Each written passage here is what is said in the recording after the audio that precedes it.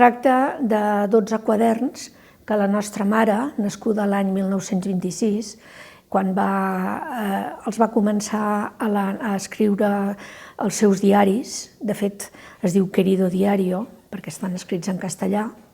després la meva mare ha escrit en català. Ella, quan tenia 14 anys, va començar a escriure aquest diari i en alguns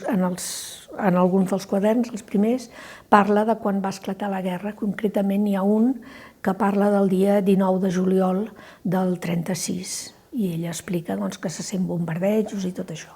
Van escrivint aquests diaris, hi ha diaris fins l'any 40 i ella va explicant el dia a dia de la guerra. Nosaltres sabíem, perquè la nostra mare ens havia dit que ella escrivia un diari, però no sabíem que els havia guardat o nosaltres no teníem present que estaven guardats. Quan va morir la nostra mare, l'any 1998, i després l'any 99 el nostre pare, al desmuntar la casa vam trobar en un raconet d'un armari tots aquests escrits, tots aquests diaris. Aleshores jo em vaig fer càrrec, ho vaig guardar, vaig anar-ho llegint més o menys per sobre, no els vaig llegir tots,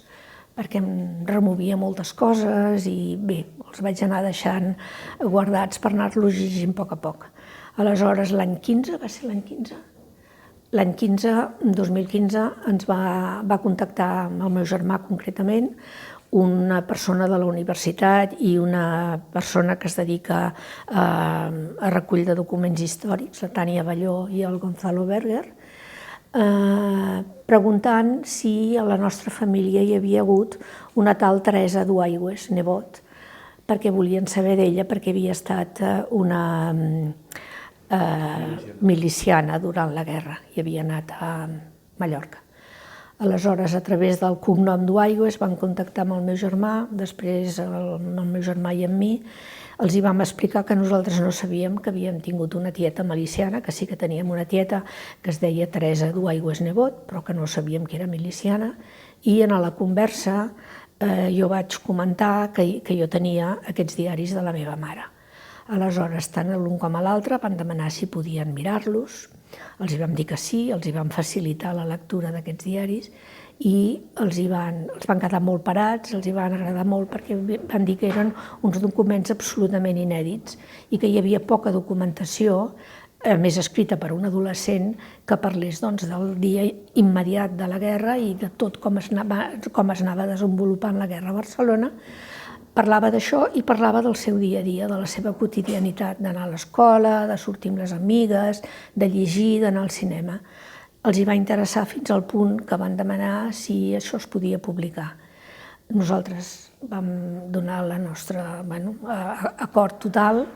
i això es va sortir a la llum en un llibre que va sortir publicat a l'octubre del 2017 en forma de diari, agafant tot fil per randa del que la meva mare diu, però evidentment eliminant coses perquè ha sortit un llibre de 300 i pico de pàgines, però que eren 1000 i pico si es feia tota la transcripció fil per randa. I així ha estat. Aleshores, la Tània i el Gonzalo ens van dir que això, si nosaltres volíem, podíem fer una donació a l'Arxiu Històric de Catalunya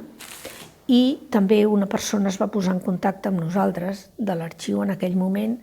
per veure si volíem fer la donació o no. En aquell moment jo vaig dir que ja ho parlaríem i que ho maduraríem i ha arribat el moment en què hem decidit fer-ho.